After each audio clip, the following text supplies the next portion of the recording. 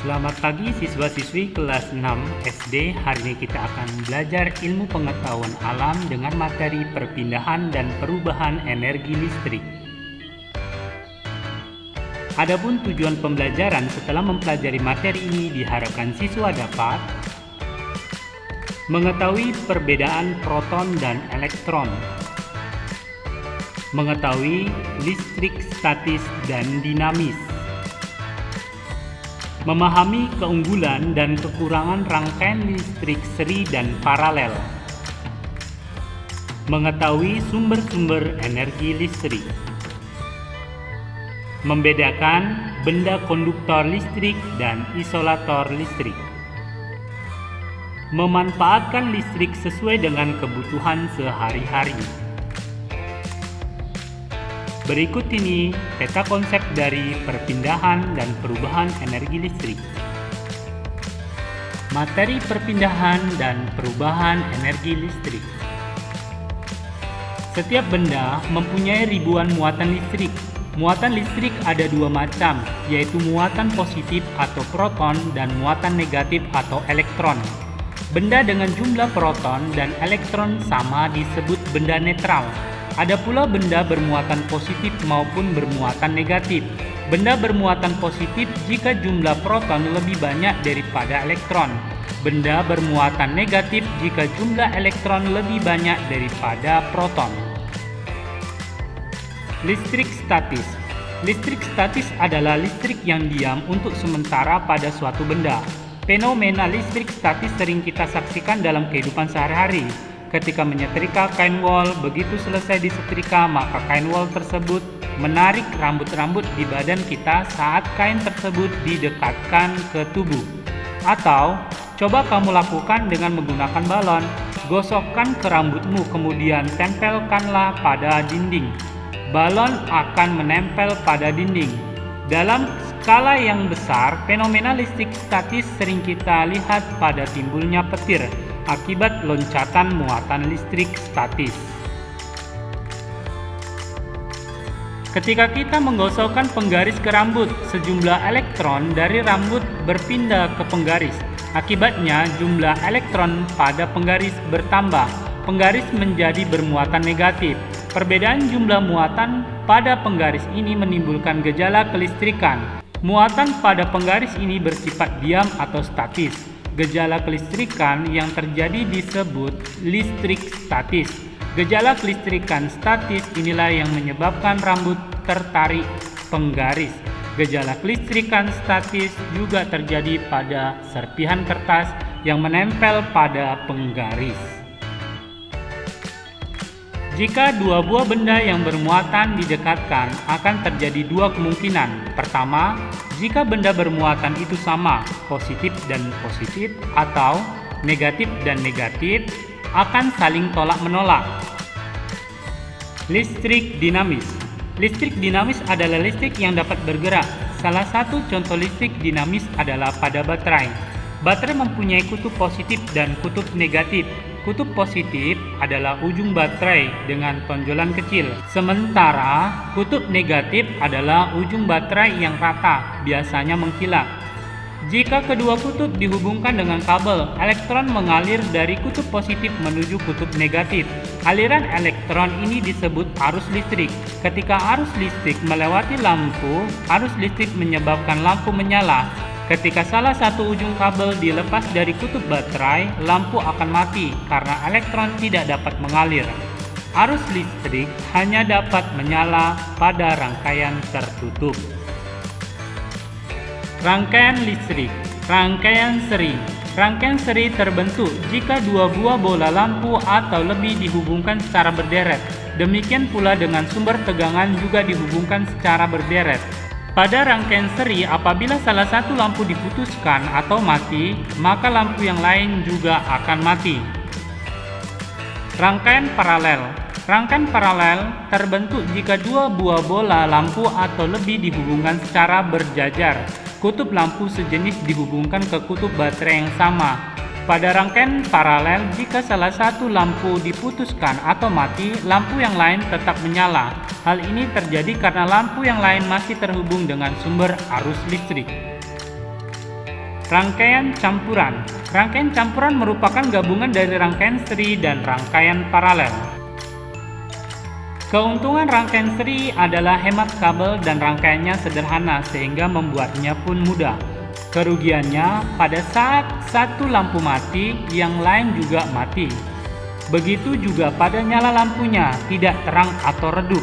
Energinya juga boros. Sementara keuntungan dan kerugian rangkaian paralel adalah kebalikannya dari kerugian dan keuntungan seri. Sedangkan yang disebut rangkaian rumit adalah rangkaian gabungan antara paralel dan seri. Contohnya adalah lampu di rumah. Sumber-sumber energi listrik. 1. Baterai. Pada ujung baterai terdapat dua buah kutub, yaitu kutub positif dan negatif. Jika bungkus bagian luar baterai kita buka, akan terlihat lapisan seng. Lapisan seng ini berfungsi sebagai kutub negatif. Benda yang berfungsi sebagai kutub positif adalah batang arang atau batang karbon yang terdapat di bagian tengah. Batang karbon dikelilingi serbuk hitam yang merupakan elektrolit. Elektrolit adalah suatu zat yang larut atau terurai ke dalam bentuk ion-ion dan selanjutnya larutan menjadi konduktor elektrik. Karena elektrolit baterai berupa serbuk, baterai juga sering disebut elemen kering. Pada permukaan luar baterai biasanya terdapat tulisan misalnya 1,5 volt. Artinya baterai tersebut bertenaga listrik sebesar 1,5 volt. Volt merupakan satuan yang digunakan untuk menyatakan tegangan listrik. 2. Akumulator atau aki. Aki disebut juga elemen basa karena elektrolitnya berupa zat cair atau asam sulfat. Aki termasuk sel sekunder karena selain menghasilkan arus listrik, aki juga dapat diisi arus listrik kembali. Bagian dalam aki terdiri dari lempengan timbal dan timbal peroksida yang dicelupkan ke dalam larutan asam sulfat. Lempengan timbal tersebut terdiri dari plat positif dan plat negatif. Untuk plat positif dibuat dari timbal peroksida, sedangkan plat negatif hanya dibuat dari logam timbal. Antara plat positif dan plat negatif diberi pemisah supaya tidak bersinggungan yang dapat mengakibatkan hubungan arus pendek. Timbal dan timbal peroksida ini bereaksi dengan asam sulfat. Hasil reaksi kimia tersebut menghasilkan listrik. 3. Dinamo dan generator. Dinamo biasanya digunakan untuk menyalakan lampu pada sepeda. Dinamo terdiri dari kumparan yang ditempelkan di tengah medan magnet. Ketika kepala dinamo atau bagian yang menempel pada ban sepeda berputar, kumparan tersebut juga ikut berputar. Perputaran kumparan di dalam medan magnet menghasilkan energi listrik. Kecepatan perputaran roda sepeda mempengaruhi besar arus listrik yang dihasilkan. Semakin cepat roda berputar, semakin besar energi listrik yang dihasilkan. Jadi, dinamo mengubah energi gerak menjadi energi listrik. Sumber energi listrik yang mengubah energi gerak menjadi energi listrik yang lain adalah generator. Pada generator, cara kerjanya hampir sama dengan dinamo, namun energi listrik yang dihasilkan lebih besar. Generator yang besar biasanya digerakkan oleh kincir besar atau turbin. Turbin diputar dengan memanfaatkan tenaga air dari bendungan atau dam. 4. Sel surya. Matahari merupakan sumber energi yang sangat besar. Energi matahari berupa energi panas dan cahaya. Seiring perkembangan teknologi, energi matahari dapat diubah menjadi energi listrik. Alat yang mampu mengubahnya disebut sel surya. Sel surya dapat dipasang di atap rumah. Sel surya akan menangkap energi matahari dan menyimpannya dalam elemen listrik. Selanjutnya, energi tersebut dapat digunakan untuk menyalakan peralatan listrik. Selain itu, sel surya juga digunakan pada kalkulator dan mobil tenaga surya. Stasiun-stasiun luar angkasa juga memanfaatkan energi matahari. 5. Nuklir. Nuklir merupakan sumber energi yang sangat besar. Energi nuklir dihasilkan dari reaksi atom di dalam sebuah reaktor. Nuklir dapat digunakan sebagai bahan pembuat bom atom. Selain itu, nuklir dapat digunakan sebagai pembangkit listrik. Penggunaan nuklir sebagai sumber energi listrik tidak menimbulkan polusi. Hanya saja, kebocoran nuklir perlu diwaspadai. Kebocoran dapat menyebabkan cacat tubuh, bahkan kematian. Konduktor dan isolator listrik.